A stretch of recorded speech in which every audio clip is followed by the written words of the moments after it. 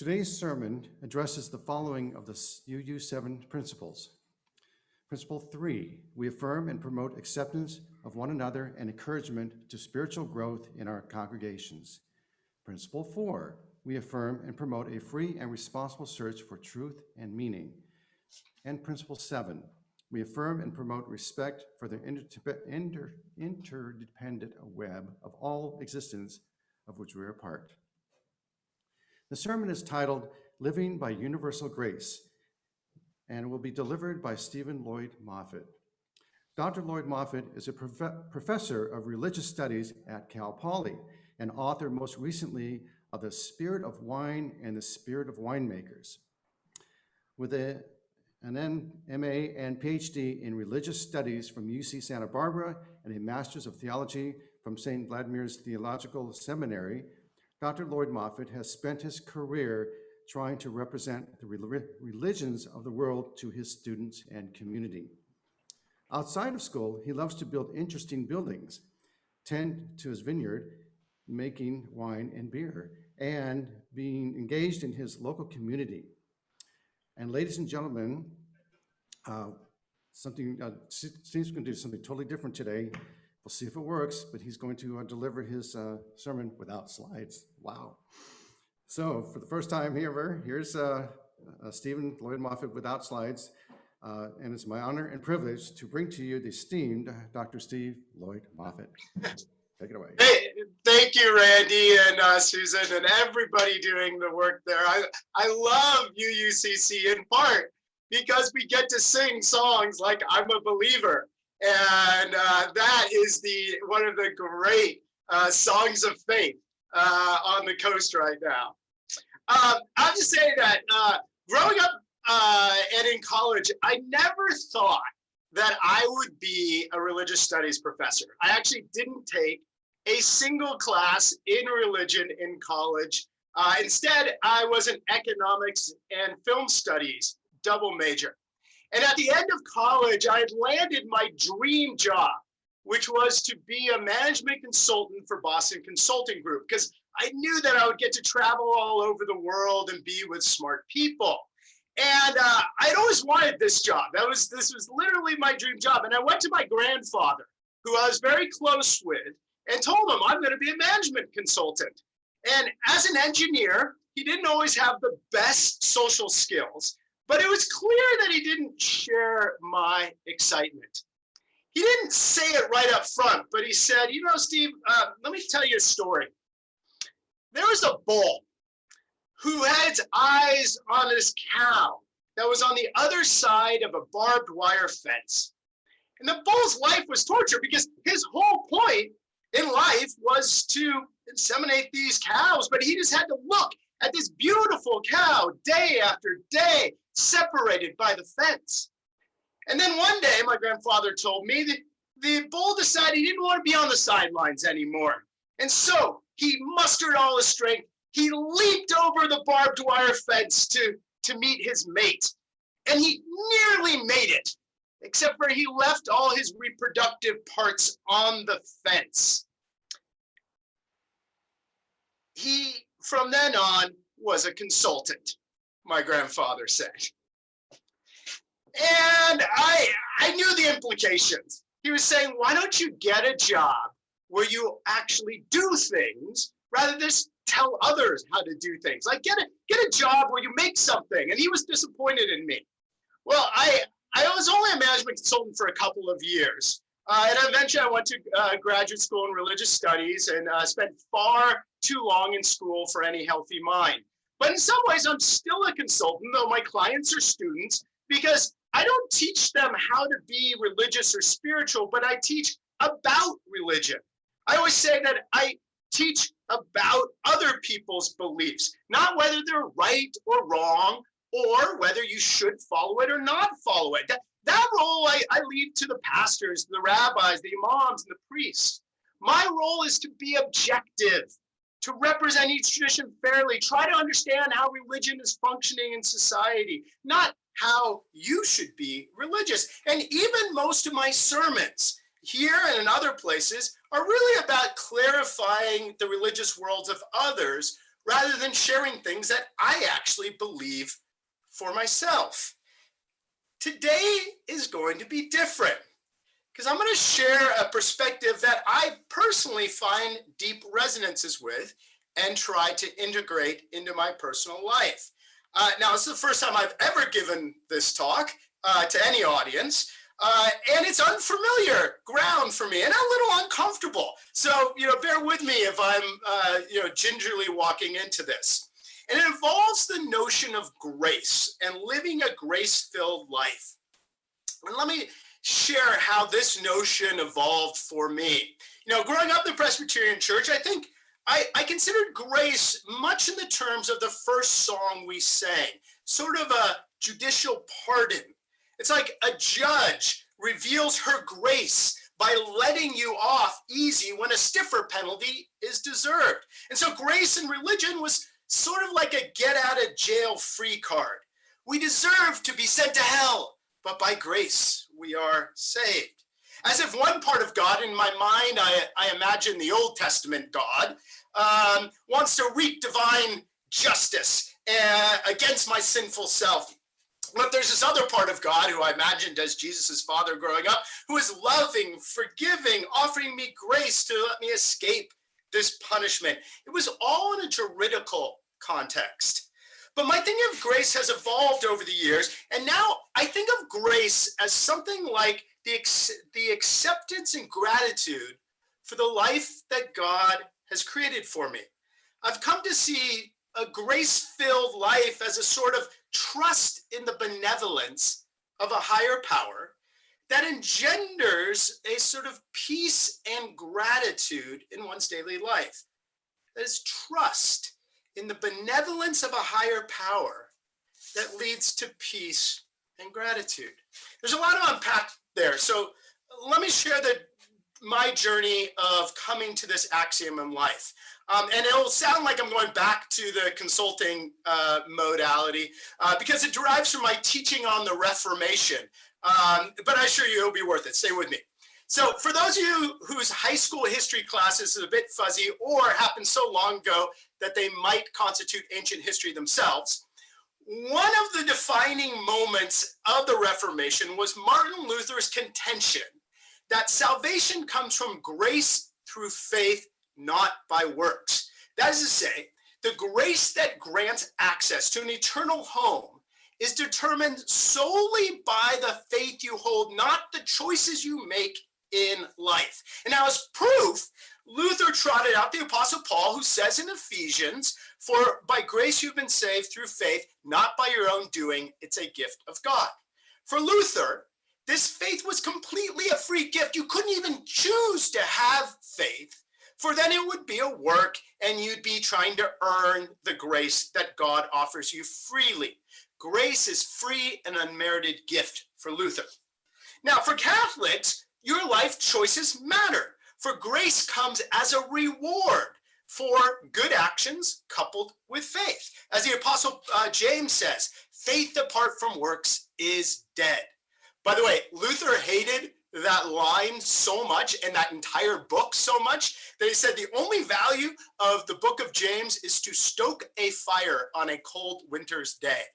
And he actually wanted to get it out of the Bible. But for Catholics, God looked at your faith and your actions and offered grace accordingly. So some of the most critical aspects of the Reformation was the question of whether the presence of God's grace in our lives resulted from the choices we make in life, or were they the result of faith you were given? To say more prosaically, what leads to God being on your side? Good actions motivated by faith, or simply faith alone? Now, in most cases, the Catholics and the Protestants reached out for support for their positions to the third family of Christians, the Orthodox Christians of the East, who are usually treated by Western Christians like the estranged siblings who only get called upon when questions of inheritance come up. Well, the Eastern Christians' initial response was to question the question. They said, well, should we really see this as a dilemma between faith versus faith plus works? Instead, they thought that wherever there was authentic faith, that led to good works. And whenever there were indeed good works, that was driven by a kind of faith. And so we should see it as sort of faith slash works, not faith plus works. And so they thought the entire mess of the West was misconstrued. But as I investigated the response of the Eastern Christians more, I learned they also came to question the question in another deeper way. The Eastern Christian theologians wondered if we could even ever know God's grace in the midst of our life. That is to say, for argument's sake, let's say God has elected to show favor or not show favor in our life. Would we be able to detect that? Why are we even asking questions about the presence or lack of presence of God's grace if we cannot tell it in our lives? And here the theologians of the East drew attention to a reality that can be frustrating for people. They said, indeed, there are occasional times where you can see God's imprint on your life in the midst of that favor, such as narrowly avoiding an accident or the right idea popping in your head right at the right time. These immediate moments of God's presence and guidance can occur, but they're exceedingly rare. The reality is God rarely even communicated directly with his saints, let alone little old me. So we should not anticipate many clear moments where God gives us insight. Prayer is primarily a one-way communication. So living a grace-filled life is not one where you just wait for God to direct every moment. Most decisions in our lives we just have to make without clear divine guidance. Most of the time we have to choose a path going forward. And we should be really skeptical of those who claim to know what God wants at every moment. In fact, such confidence is in being a constant conduit of God should be a severe warning. Now, we wish this wasn't the case. We wish we could just pray for direction and God would text us an answer. Or some people use the Bible like a Ouija board, flip through the pages, randomly pick a passage. Oh, that's what God wants to tell me now. Or in other contexts, people call upon fortune cookies or fortune tellers to have divine messages. But the reality is, in the vast majority of instances, the decisions that guide our life must come from within ourselves and in conversation with our friends, mentors, counselors, and other earthly mechanisms. It's just a challenge to see God's fingerprints in the present amidst the rigmarole of daily life. So what is grace-filled life for Eastern theologians? Well, you recognize it in retrospect. When we look back upon our lives, then we gain the perspective to see how God was directing it all along. If we look back on our lives, we can see God's imprint in a way that's obscured and muddled in the midst of it. We can see how God brought such and such person into our life just at the right time. How God introduced us to this hobby or this community or this home at the time we needed it most. And we also can see how when we didn't get that job we wanted or get into that school we hoped for or find the love with the partner we were sure was right, well, something better arose in its place. We see how our self-perceived failures often lead to later successes. And when I looked back upon my life, there are all sorts of moments where in retrospect, I see how God was acting in my life. Let me mention a couple of them in way of example. Well, I ended up going to college at Claremont McKenna College in LA, where my dad had attended 30 years prior. And one of the reasons I chose to go there was because my dad had such a good set of friends from college that I grew up with because they were still close friends. Yet after my first year at Claremont McKenna, I realized that I didn't have that same group of close friends. And I was sad. And I thought of transferring. I'd made a mistake, especially when the moment came where we had to choose a roommate sophomore year. And I came to the realization I didn't want to room with anybody that I knew, or I wouldn't have friends enough. And on that last weekend, there was a volleyball tournament that I signed up for a bit on a lark, and I was randomly assigned a partner, a guy I didn't really know very well because he lived on the other side of campus. And as we were practicing warming up, he shared how most of his friends were seniors, and this question of who to room with sophomore year was bugging him. And by the second game, we had decided to try out and live together. And that was the beginning of a lifelong friendship. For the last 2 decades, he and I and 2 others who were placed in the hallway with us have shared most of our lives together. We still meet every single week now on Zoom to talk through our lives. And at the time, I would never have thought that a random assignment for a volleyball tournament would lead to that trajectory. But I've had many moments like that. I was studying abroad in Greece, and there was an extra credit assignment that I signed up for because it was free. Well, that was the first time I ever stepped foot in a Greek Orthodox church and monastery. And that eventually led to me living in a monastery for a year and getting a PhD studying monks. Well, what if I hadn't signed up for that? As I was finishing my dissertation, I applied for a few jobs and I didn't get them. And I was a little bummed. And then I got a random phone call from Cal State Bakersfield. They needed somebody in 1 week because somebody had quit. Well, my college roommate, Mike, he was living there at the time. He said, "That's funny you mention it. 2 doors down, a house is up for rent. Why don't you move in there?" And so we kind of got to be roommates again, even though we, had our families. And it happened to be a curriculum year at Cal State Bakersfield. And so I rewrote the curriculum for Cal State Bakersfield.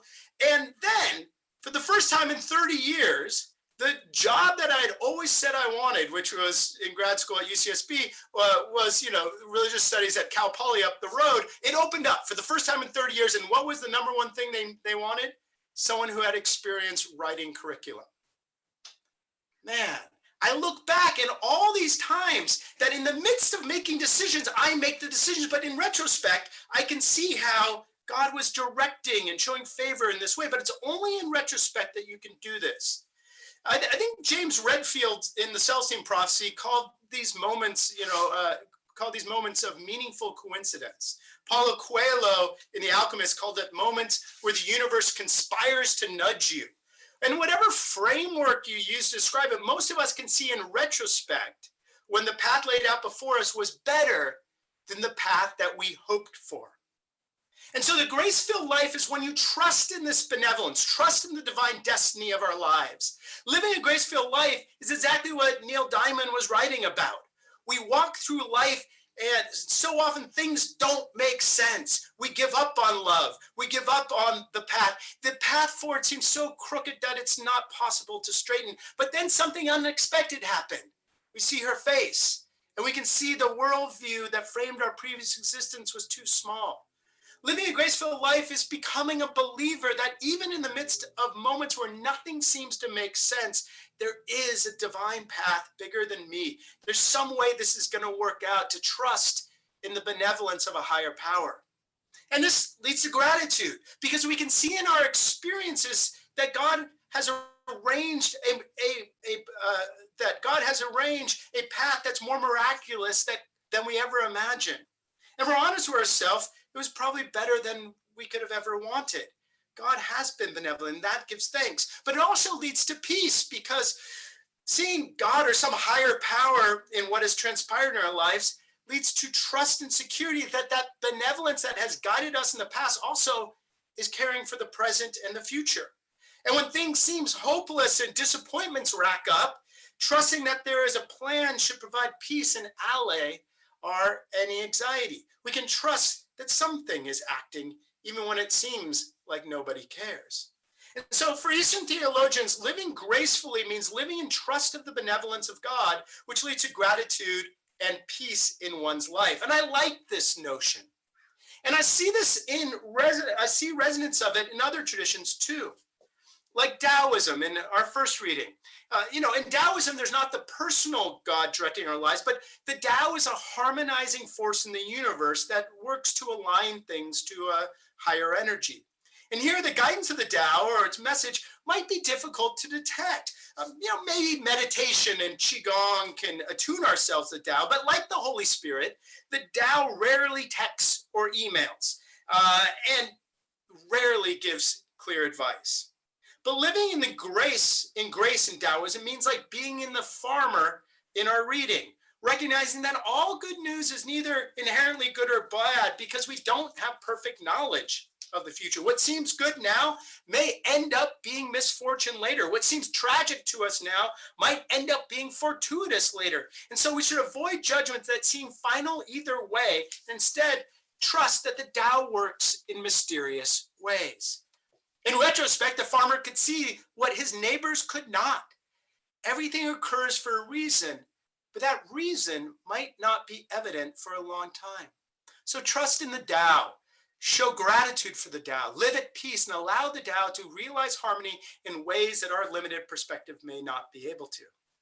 There's a similar notion in Tibetan Buddhism called Lojong, which is the cultivation of a mind frame that is grounded in an expanded view of the universe.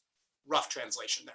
Instead of going through life focused on the immediate effects of our actions, good or bad, success or failure, remember that the universe has and will go on and on and on. And so any particular choice, any single hurdle or success is but a blip in the cosmic scale that has been balancing the universe for an infinite number of lifetimes. This moment doesn't define you, good, and perhaps as importantly, bad as it might be. You will not eliminate all suffering by whatever choice you're making, nor will you doom your existence to an irreversible downward spiral. Cultivating Lojong means trusting that the spiritual evolution takes lifetimes and we have to act, but we have to be at peace with the results of our acts. This graceful life in Buddhism means trusting the benevolence of a universe eventually. This is the central message of the Bhagavad Gita in Hinduism, where on that great battlefield, Krishna tells Arjuna to act, but do not get attached to the fruits of one's actions. That is to say, humans have a responsibility to strive to do our duty, what is right in the world.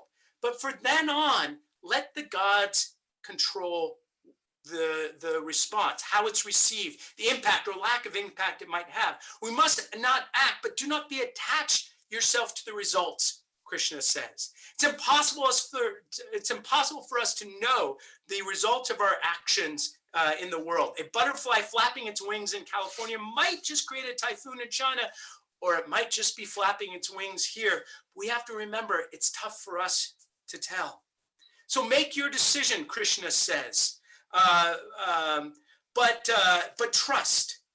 And Krishna ends the message, his lesson, by saying that such an approach to life should lead to evenness of mind and serenity that comes from letting go, knowing that Krishna guides the smallest winds across the reeds. A graceful life in Hinduism comes down to trusting in the energy of the universe. I think this is the message also of Maimonides, the great medieval Jewish thinker who we read today. Like the skeptical rabbi in the story, we're prone to judge the action of others, presuming we know the inevitable consequence of what we see. But Maimonides wants to remind us that God paints on a larger landscape than we can possibly imagine. The actions of the noble family that seems so misguided proves instrumental for preserving the justice and peace in the land, but there's no way to see this all while it's transpiring. We might be tempted to judge harshly that family who only cared about their palace, but we'll never have a grand enough perspective to know for sure how God might be using that. Only in retrospect does it become apparent. Only in retrospect do we see what God was doing with them. Hasidic Judaism has this wonderful term for this perspective. It's a Yiddish term called bashert, which means something like bearing the fingerprints of providence. And I love this notion, for it suggests that when we look back at the choices we make in our lives, sometimes we can detect God's fingerprints, shaping, constructing the contours of our life. But we only see it in retrospect. And in Hasidic Judaism, they stress we bear the responsibility to look back and see God's fingerprint in our lives and give thanks. And this notion was introduced to me while doing interviews for my latest book, The Spirit of Winemaker, is available on Amazon. In that book, I tell the story of Jeff Morgan, who is a winemaker of Covenant Wines, one of the most famous kosher wineries in the world. And for those who don't know, the kosher rules for making wine are even more strict than any other project, part of kosher living. For example, only Sabbath observant and kosher observant Jews can even touch a barrel when you're making kosher wine. There's very few people who make kosher wine, and less that make it well. Jeff is probably one of the best kosher winemakers in the world. And I want to close by telling his story because Bashert is so well told in his story. Because I asked him, how did you end up doing this? And he said, it's all Bashert. And I had no idea what that term meant. Hasidic Yiddish is not my area. But as he told his story, he kept repeating it. And I'll tell a very brief version of it to close. Jeff was born Jewish, but he never practiced Judaism. He never even had a bar mitzvah. His world was music. And after college at Berkeley, he ended up being a successful jazz musician in New York City. He thought his trajectory in life was set. But after making a living at jazz, after a decade, he grew cynical and unhappy. And in a particular dark moment, he just decided to drive out to Long Island. He saw a sign for wine tasting. He went in, got along with a guy, and as it turns out, the assistant winemaker had quit that day. He asked Jeff if he wanted to come back and work for him. Jeff said yes. And as he told that story, he just said, for sure. To supplement his income, Jeff wrote a column in a local newspaper about his experience making wine. And as it turns out, the editor of Wine Spectator, the most important wine magazine in the area of wine, was vacationing in that part of Long Island the weekend one article came out. And in the article, Jeff had mentioned he was Jewish, and the editor needed somebody Jewish to write a story on kosher wine. He reached out to Jeff and said, hey, do you want to write an article for Wine Spectator? The editor didn't know that he hadn't practiced Judaism for 30 years and only been making wine for 2 months. But he took it, and 2 years later, he was the West Coast editor of Wine Spectator.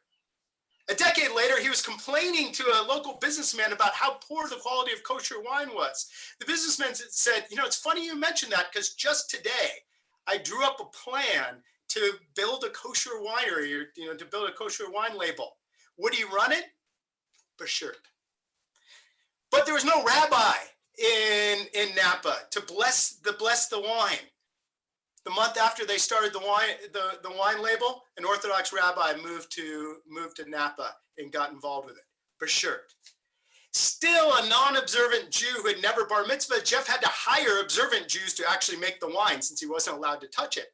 And then one time he was observing it, and the rabbi says to him, he goes, why don't you be bar mitzvahed? He goes, I'm 53. You get bar mitzvah when you're 13. The rabbi said, no, you can be bar mitzvahed anytime. So he stepped into a wine vat, read a portion of his Torah, and had his bar mitzvah at 53. Now he's a kosher observant, Sabbath observant Jew, making really good wines. And it's the last place he thought he would be growing up. And I asked him, about his story, and this is what he told me. When I look back on my story, it's just too wacky, too coincidental, too bashert to not think that God was planning it all along. And that's the grace-filled life to me. It has less to do with Judaism, Hinduism, Taoism, Buddhism, or Christianity. I think there's a universality to it. It means trusting the life that's set before you, which may or may not coincide with the life you hope to transpire. And when I hesitate to make claims of universals in religion, I'm not suggesting that these elements that I bring out of different traditions are central to them. There does seem to be a thread across religions that perhaps we can label living in universal grace. It means recognizing that, we have to choose to act. No one is going to make choices for us, but we should act in the knowledge that there's a universe that's so much greater and more complex than my limited mind can conceive. I simply don't have the perspective to see all the implications or conditions, and so we have to trust in the benevolence of a higher power. When I had that disappointing conversation with my grandfather, I thought I was embarking on a successful career in business. someone said that I would be a religious studies professor and speaking to you today, I would have laughed it off as preposterous. But learning to live in grace means for me coming to trust in the benevolence of whatever the higher power seems to be guiding this world does. And living with gratitude and peace that comes with that trust. That's a message I can share with you that I believe in. Thanks.